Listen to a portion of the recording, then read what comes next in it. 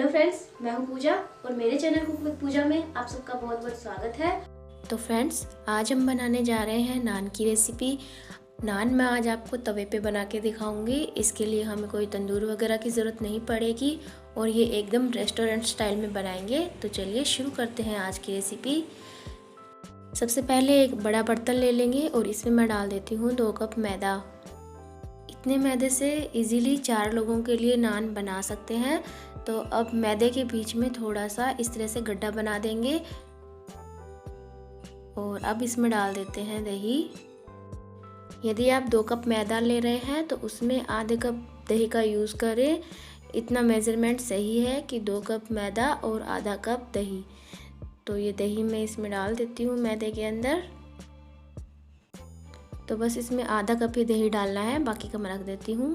अब साथ ही इसमें डाल देंगे 1 चुटकी बेकिंग पाउडर और 1 चुटकी बेकिंग सोडा और 2 चम्मच तेल डाल देते हैं। मैं यहाँ पे रिफाइंड तेल का यूज़ कर रही हूँ, आप कोई भी खाने वाला तेल यूज़ कर सकते हैं। स्वादानुसार नमक डाल देंगे और अब इन सारी चीज़ों को अच्छे से मिक्स कर लेते हैं हाथ से। एक बार ऐसे ही मिक्स कर लेंगे। अगर हमें पानी की ज़रूरत पड़ेगी तो पानी डालेंगे इसमें थोड़ा सा। तो इस तरह से हम हाथों से इसको अच्छे से गूँथ लेंगे। हल्के हाथों से हमें इस आटे को गूँथना है।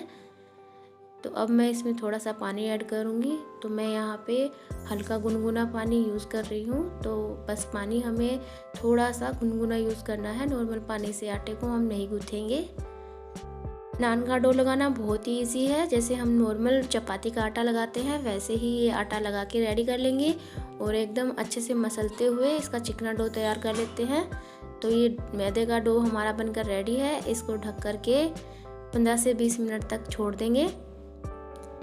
तो 15-20 मिनट हो गए, आटे को चेक कर लेते हैं। ये देखिए आटा अच्छे से फूल गया है और आटा सेट हो चुका है। इसको थोड़ा सा मसल लेंगे और चिकना कर लेते हैं थोड़ा सा मसल के।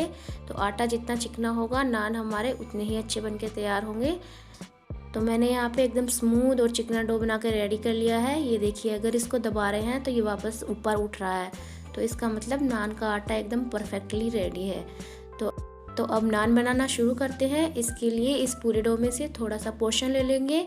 जितना हम नॉर्मली पराठा वगैरह बनाते हैं उतना ही डो हमें लेना है। बस रोटी से थोड़ा सा इसको हम मोटा बेलेंगे और इसको पीछे की साइड में इस तरह से गोल गोल घुमाते हुए एक पेड़ी का रूप दे देंगे।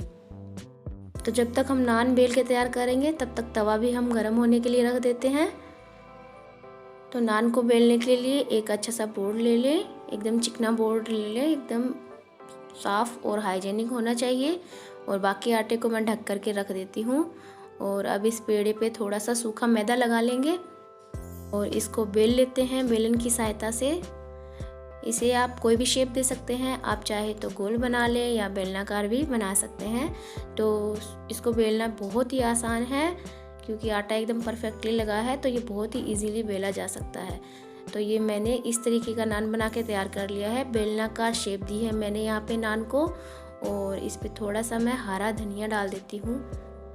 ऐसे ही देखने में अच्छा लगेगा। इसको थोड़ा सा बेल लेते हैं, बेलन से प्रेस कर देंगे धनिया को।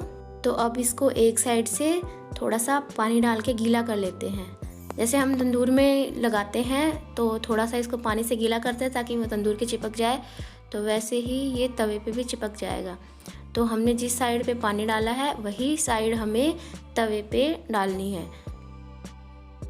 तो इसको उठा के मैं तवे पे डाल देती हूँ। तवा हमारा गर्म हो चुका है अच्छे से और अब इसको मीडियम फ्लेम पे सेक लेंगे 1-1.5 मिनट तक।